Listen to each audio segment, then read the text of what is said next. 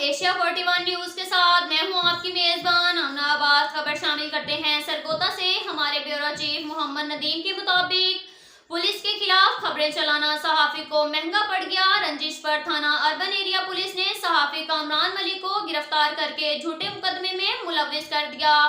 तफसीलात के मुताबिक थाना अर्बन एरिया के मुहर्रर ने कॉल की कि थाने आए, SHO रफाकत विर्क आपसे क्राइम के हवाले से बात करना चाहते हैं। थाने बुलाकर साहब बहादुर ने इंतकामी कार्रवाई करते हुए पहले से दर्ज बोगस FIR में नामालूम अफराद ने नामजद करके गिरफ्तार कर लिया।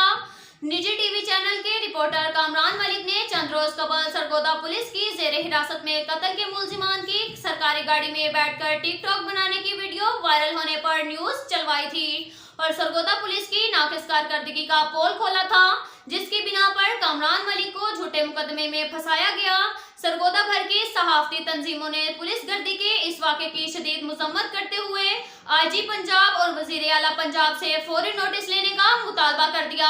अब तक के लिए इतना ही काफी है। मिलते हैं अगले बुलेटिन में, हमारे साथ रहिएगा। अल्लाह हाफिज।